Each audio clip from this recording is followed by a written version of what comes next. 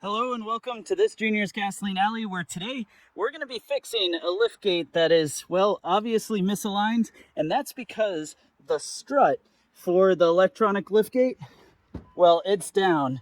You can see that it will still raise up, but not all the way, and that's because the driver's side liftgate strut, well, you can see that kind of puncture or pop out. Something happened to it, and it is no longer working. So in this video, I'm going to show you how to replace the struts on an Alfa Romeo Stelvio. We're going to do it with some Amazon struts for only about $100 for the pair, which is, well, about a third of what the originals cost. And this kind of job is maybe a half hour in your driveway, so let's get it done.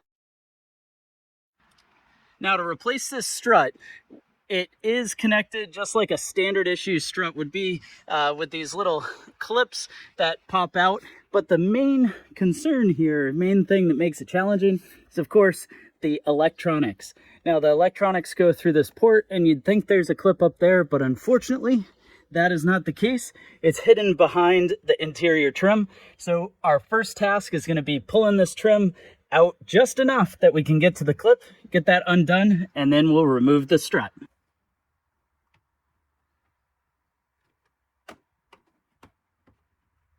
So first task, gotta start to pull the clips out, and you can get your fingers just behind here. This clip's undone. The next thing right behind this lever, you're gonna have a screw that we've got to pull out. And with our pry tool, we can pop off this cover, which opens up, allowing us to get a 5mm Allen into there. So go ahead and unscrew that. And we have one more clip right up there that's going to be, or connector I should say, that's going to be hidden behind this. Naturally, it's a small Torx, a T30.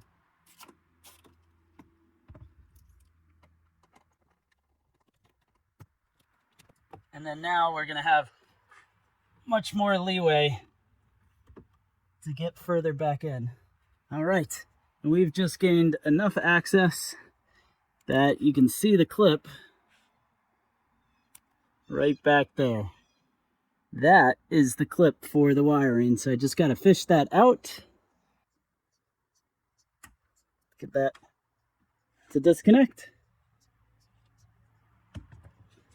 And so now, with that disconnected, let's turn our attention. Now with that disconnected, let's turn our attention to this piece here. Should be able to get our wiring loop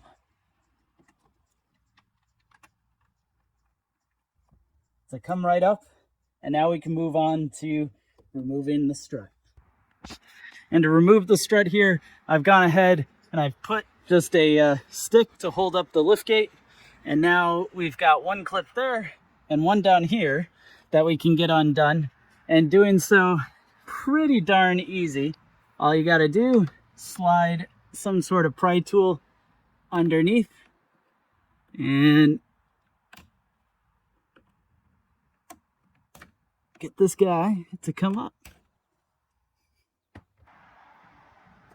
Whoop. There you go. Down it comes. And same action for the other side. Get that out of the way. And you can see how that clip works. So you just pop it up and it comes off of the ball. Now we'll pop these out. I'll have this linked down in the description below, but this is going to be the new Powerlift strut. Comes in pairs, and I've heard it recommended to replace them in pairs, which is why I went ahead and chose to do so. So this will come out.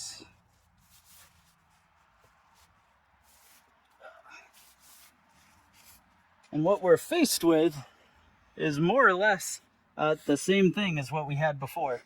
And to install it back on the car, you literally will just take it and press in, and that clip mechanism will clip into place. You then have the wiring, which is going to slide right back in just the way that the original came through. I'll pull this wiring back in. And then we're stuck with getting these two clipped right back together. And I'm not totally sure if you can see it, but the clip down there to put this back into place requires you to slide it back up onto the body clip there. When you're looking at it yourself, you may be able to see this a bit better. And there's this little clip, and it is back into place. And now we can go ahead and start gently pressing the trim back into place.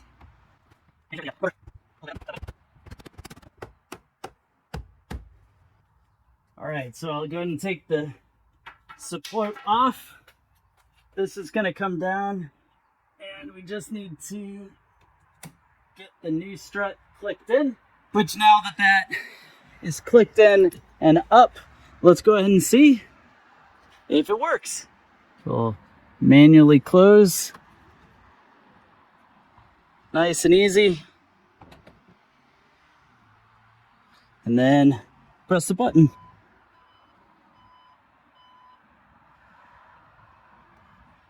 There we go. And will it close?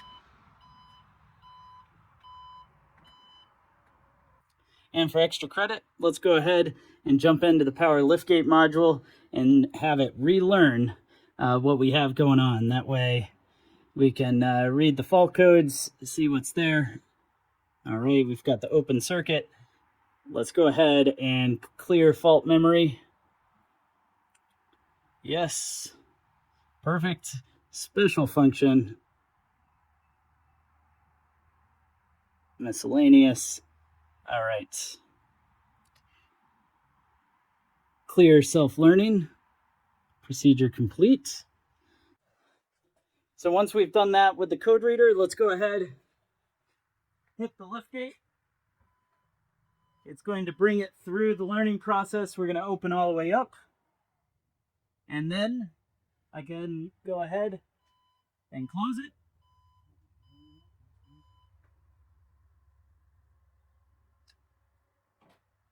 And it will have been recalibrated. Now, of course, you don't have to do this. As you saw before, it was working without using the code reader, but it's a nice way to get it back to a steady state of before, as well as it's going to help the power liftgate with alignment. So now we've got a nice even gap on that side to go along with the even gap on this side. And we are all set. So if this was helpful to you, go ahead and hit subscribe so you can see more videos like this, as well as feel free to use the affiliate links down below to get you everything you need, from the interior trim clips to the struts and everything else. And I'll see you in the next video.